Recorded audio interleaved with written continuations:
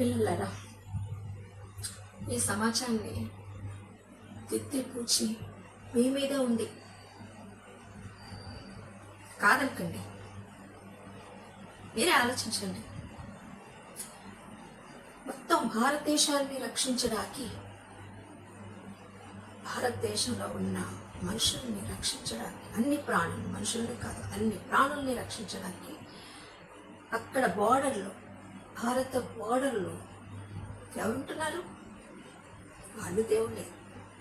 మనల్ని శత్రువుల నుంచి కాపాడుతూ ఉంటారు. అక్కడ ఉన్న ఫోర్స్, సెక్యూరిటీ ఫోర్స్,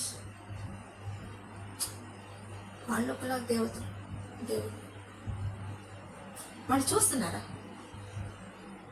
మేము ఒక కులాన్ని కాపాడకూడదు, ఈ కులం కోసం మేమెందుకు కాపాడాలి? అక్కడ ఎంతమంది కులాలు ఉంటున్నారో, ఎన్ని ధర్మాలు పాటించే వాళ్ళు ఉంటున్నారో, మీ ప్రకారం ఎంతమంది మతస్థులు ఉంటున్నారు? ఎప్పుడైనా ఆలోచించారా?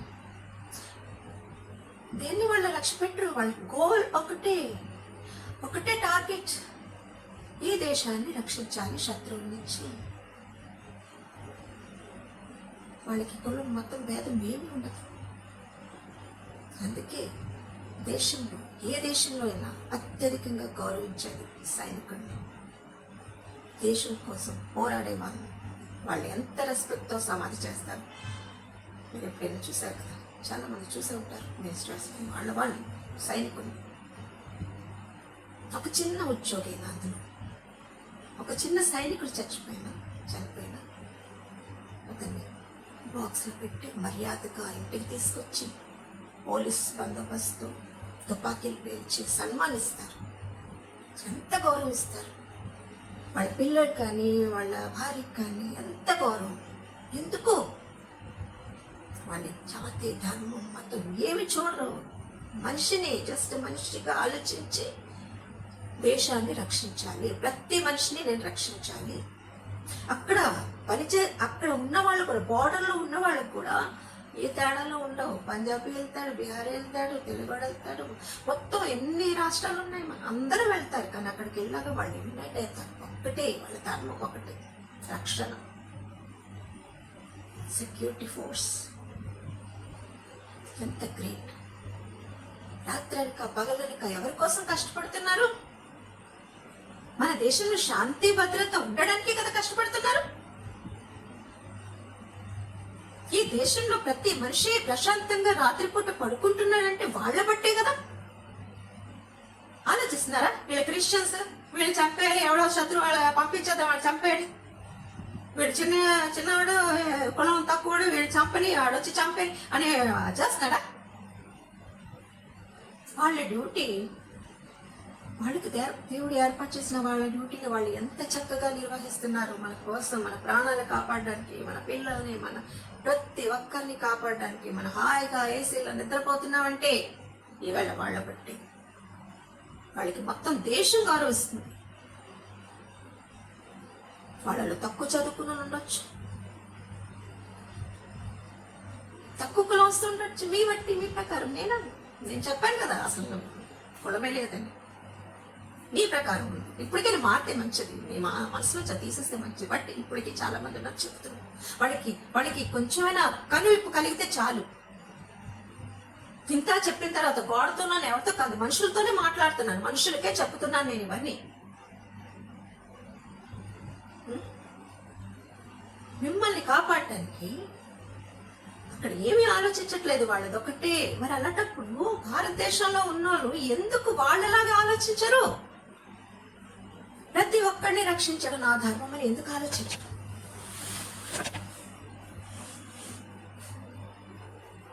నేవీలో, ఆర్మీలో, మిలిటరీలో ఉన్న వాళ్ళని దేశం అంతా గౌరవిస్తుంది.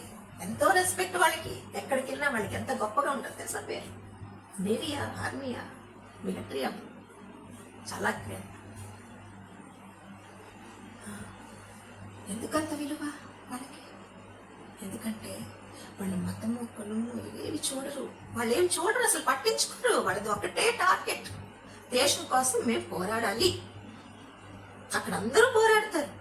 మీ ప్రకారం అందరు కులస్తులు, అందరు జాతులు, అందరు ధర్మాలు, అందరు దేవుడి ప్రతి ఒక్కరూ, క్రిస్టియన్స్, హిందూ, ముస్లిం అందరు అక్కడ.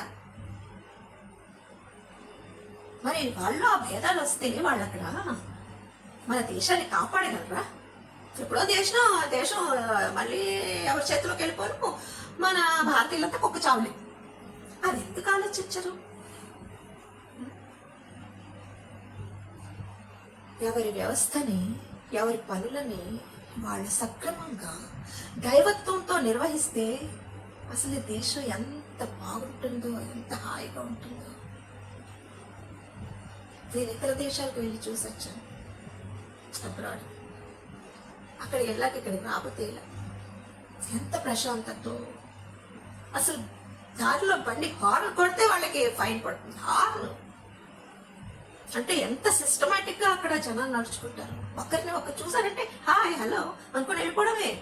ఆ ఎవరో ఏంటో అడగరు, అసలు వాళ్ళకి అవసరం లేదు మనిషికి, అంతే. అందుకే అంత డెవలప్ అయ్యాయి ఆ కంట్రీస్. మన ఇండియాలో ముఖ్యంగా ఆంధ్రలో ఉన్నంత చెత్త ఏ స్టేట్ లో కూడా లేదు, ఏ కంట్రీలో అస్సలు లేదు. మరి ఎందుకు ఆలోచించండి ఒకసారి. ఏం చేయబోతున్నారు ఈ దేశాన్ని? ఒకనొకప్పుడు ఎంతో గౌరవించేవారు దేశవాసులు. భారతీయుడా, వీళ్ళంతా వేరే వేరే అయినా కలిసే ఉంటారు.